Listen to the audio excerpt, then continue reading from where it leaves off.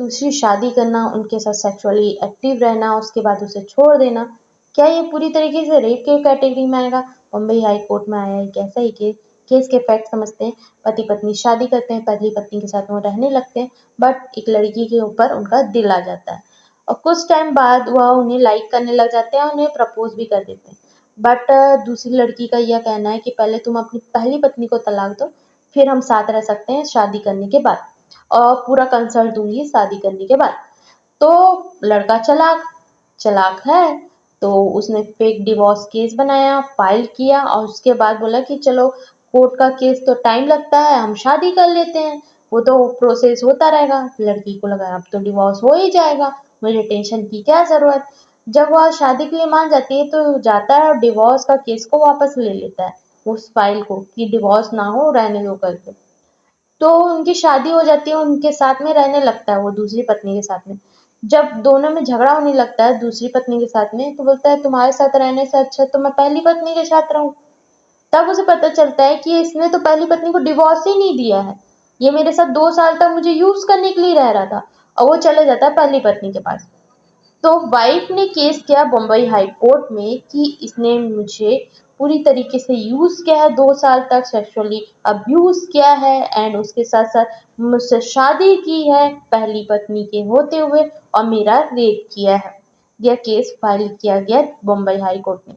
तो Bombay high court ने दोनों पक्षों की बात सुनी, और उस पत्नी का कहना है कि इसने मुझे यूज किया है डिवोर्स के लिए। पहले तो मुझे बताया गया कि डिवोर्स हो चुका है, बट उसके डिवोर्स नहीं हुआ था, और ये सारी तथ्यों को देखा गया।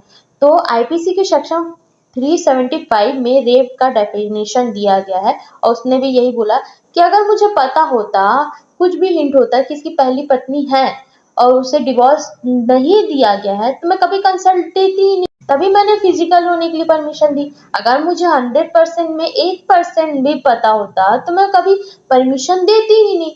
और जब मेरे साथ ऐसा किया गया तो ये पूरी तरीके से, पहले तो उसने धोखा किया और पूरी तरीके से रेप किया मेरा 2 साल, और उसके बाद इसने तलाक नहीं दिया और मुझे ऑफिशियली वाइफ नहीं बनाया गया क्योंकि उसने तलाक नहीं दिया है। तो ये पूरी तरीके से मेरी लाइफ को खराब करने के लिए पूरा इंटेंशन के साथ में इसने खराब किया है, और उसके साथ साथ मेरा रेप भी किया। तो मुंबई हाई कोर्ट का यही कहना है कि यस, ऑफिशियल वाइफ तुम्हारी फर्स्ट वाइफ है, सेकेंड वाइफ है तुम्हारी ये।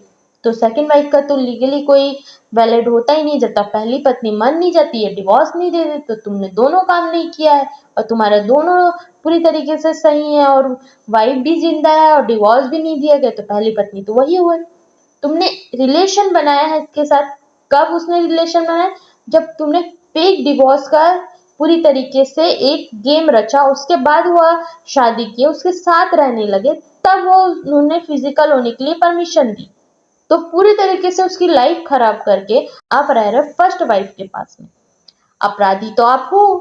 आईपीसी के सेक्शन 375, 376 में 7 साल की सजा दी गई, और पनिशमेंट में फाइन भी भरना पड़ेगा। यह दोनों पनिशमेंट दी गई, 7 साल की सजा और फाइन की सजा दी गई है। मतलब किसी भी व्यक्ति ने अगर किसी भी महिला के साथ में शादी का झूठा वादा किया, उसके बाद उसके साथ सेक्सुअली एक्टिव रहे, तो ये अपराध की कैटेगरी में आएगा, जैसे इस केस में हुआ है।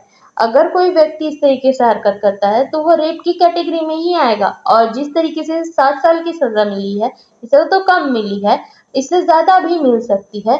यह गंभीर अपराध की श्रेणी में आता है और यह रेप की कैटेगरी में आता है।